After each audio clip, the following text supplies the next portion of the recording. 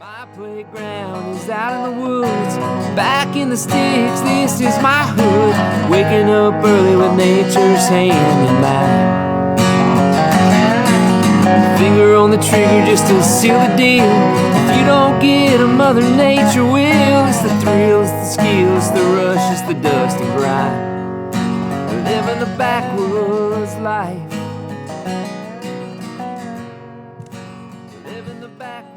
Welcome to the Backwoods Life podcast. 2026 is finally here. Unbelievable. 25 flew by, but time always flies when you're having fun, right? Well, here we are. Deer season's winding down. We've got about, I think we've got just a few days left here in the Georgia season. This is Tuesday, it goes out Sunday. So that's how many days we have left to fill those tags and put the meat in that freezer. We've had a good run. We've had a good season. I've tagged out here in Georgia myself. Yeah, I don't even know. We've got had so much going on since the last podcast, and I apologize for that because, man, I just get busy. These things do need to make more of a priority to keep these things rolling out. I mean, 100 and something episodes in, we should have this thing down pat by now, right? But, oh well, that's life. You know, things get in the way. We kicked off the new year, had a great Christmas. Hope you all did too.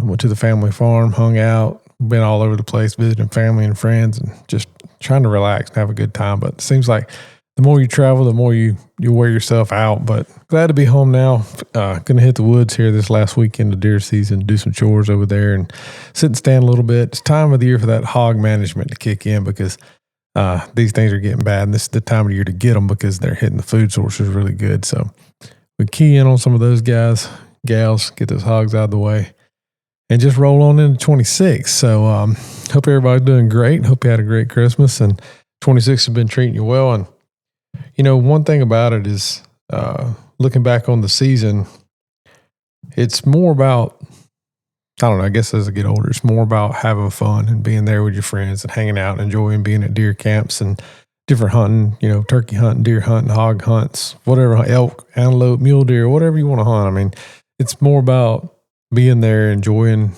being around your friends and your family and getting out there in the woods, sitting around a campfire, telling stories, just having a good time than it is actually filling those tags. That's the great part about it. Don't get me wrong. I mean, I still love to squeeze that trigger off and put some meat in the freezer because that's what we eat primarily all year, some deer and turkey and so forth. And tell you what, we cooked some burgers the other night off of an oryx I killed. Been a couple years ago now, actually. We dug it out of the freezer trying to, New Year, you know, you try to flip things over and get stuff out of the bottom of your freezer. We're all guilty of that, cleaning things out, right? Especially us hunters, you don't want that sitting there too long. But I tell you what, that junk was good. I forgot how good oryx was. And for those of y'all that don't know what an oryx is, I think it's for lack of my better knowledge, an African plains animal.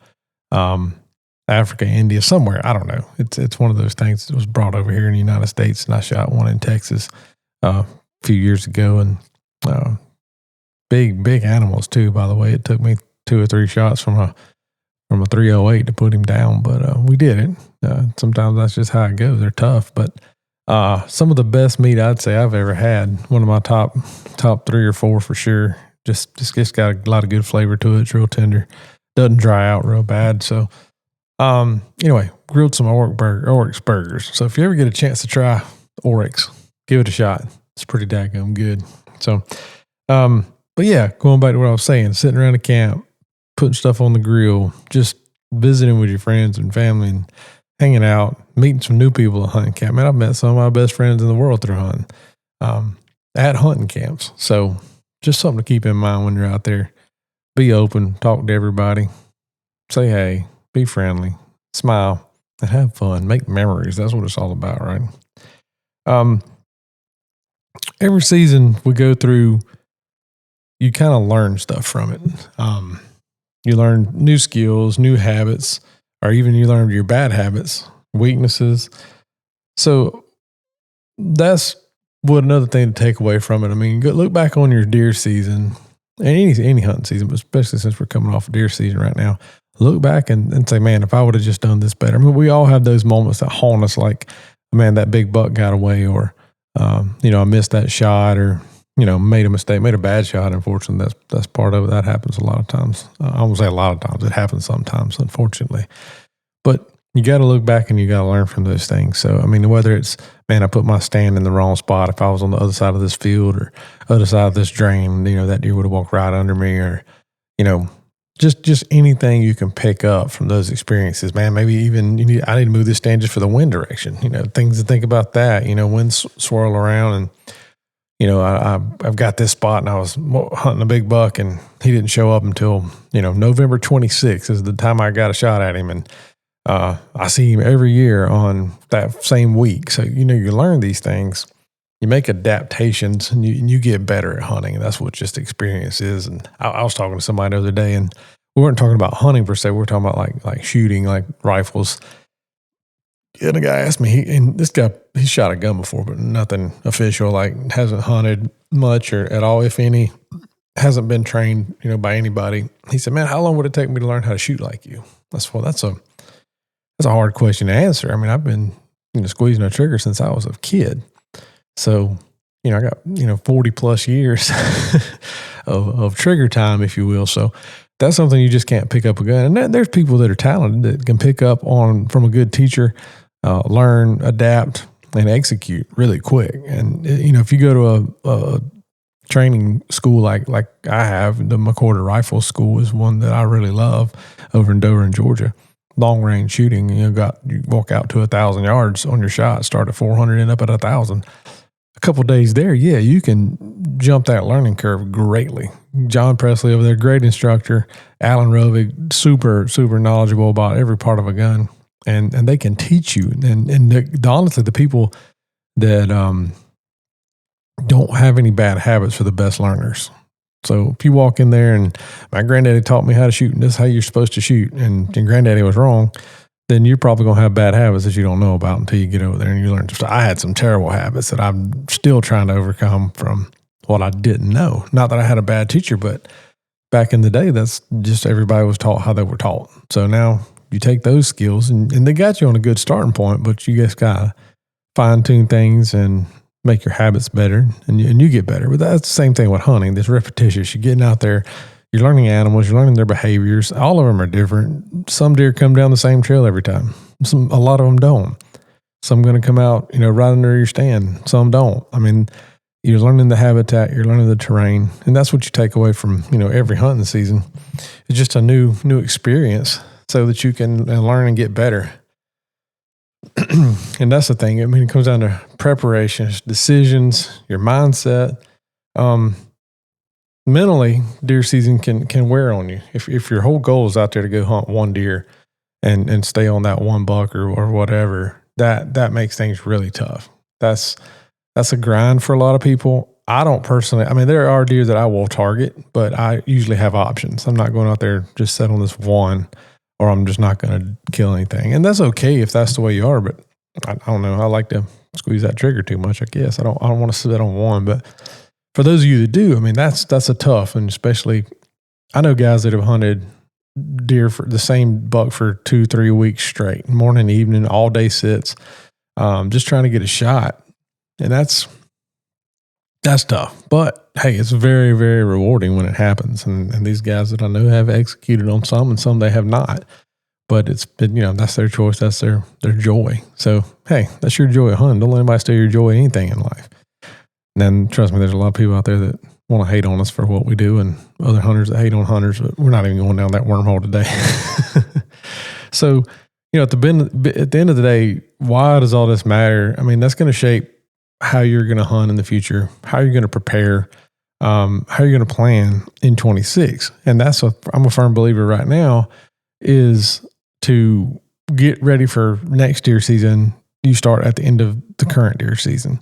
And whether that's going in and moving those stands already, or you can go in and scout, because with some of y'all that have snow, or everything's dormant, the paths, the deer trails are usually beaten down pretty good by this time of the year because there's no greenery growing. The plants are dormant, so you can really identify those trails. You can identify those travel routes. You can even identify food sources that you didn't know existed this time of the year, and find those new spots. And this is really when you can gain a lot of information. And another thing, and I know this is, some people are going to hate on me for saying this probably, but one good way to figure out what deer you have on your property right now is just, if it's legal where you are, go pull out a big freaking pile of corn and put cameras all around it. You'll see almost every deer on your property this time of the year because they're hungry.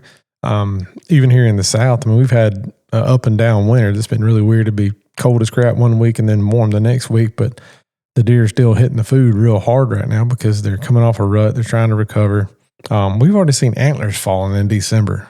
Got 3 or 4 bucks that already shed one side. That's, I don't know. I've never seen them this early. We got one really big buck that one of the spy points we have on the feeder. He was at the feeder, eating out of the feeder. I guess he bumped one of the antlers on the feeder leg and it's laying on the ground, and he runs off with, still got one side. Here it is a couple weeks later. He's still holding on to one side. It's weird. I think that's a lot of, shows you how tough the rut is. Number one, he's probably run down, worn out, his body's stressed, and now he's just trying to eat, and he don't need those antlers really anymore, I guess. So about that time. But we usually find most of our sheds the 1st of March, right in there. So for December, sheds laying on the ground, that's crazy. So I don't know. I don't have anything to explain that with, other than maybe we've had a super, super dry fall and into winter. So maybe that's part of it too. Maybe, I don't know. They're not getting the nutrients from browse and stuff with water content in it. I really don't know. Maybe their bodies are going to be stressed about. I hope it's not going to take a toll for next year. That's what I really do worry about. Whenever you get really, really dry weather, it really takes a toll on your deer herd, whether you know it or not. They could have ponds to drink out of and all that, but they're not getting those nutrients that they need from the plants that are full of moisture. Those plants wither up or, dry out, and they don't have, it's just like eating a dried out piece of broccoli. It's just not going to be as good for you. So something to think about too on a tangent.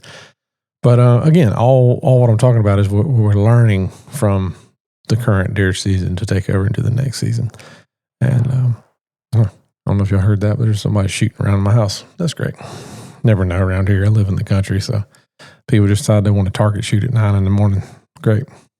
10 in the morning now, but still, they started at 9. So who knows? But anyway, make your deer season notes. That's what I like to do a lot of times. I'll keep a log. I used to keep a log of every deer I saw and where I saw it and what time I saw it through the whole season. I don't have time or the energy to do that a lot of times now, but I do log all the harvests, kills and tags I feel, where they're at, what state, what date, all the details on that. So at least I have a log to go back and look at. But if you hunt your family farm or your lease and that's the only place you hunt, you've got time, at night or whatever before you go to bed to write down a little bit of a journal with the daily deer sightings and stats and so forth.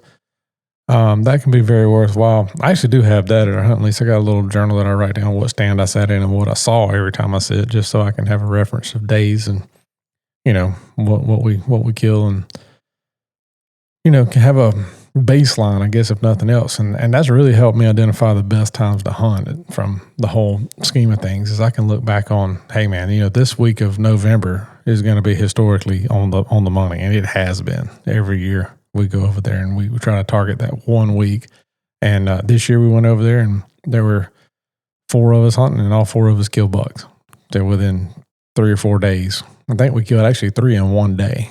And I don't know, just you put your mind to it and you do some homework and get a little bit of data in there. You never know what you're going to come up with. So anyway, get out there, do some scouting or finish up hunting. I mean, I know Alabama, Mississippi, y'all are in Texas, even y'all are still wide open right now, and hopefully y'all having a good season, and it's going to be worthwhile till the end.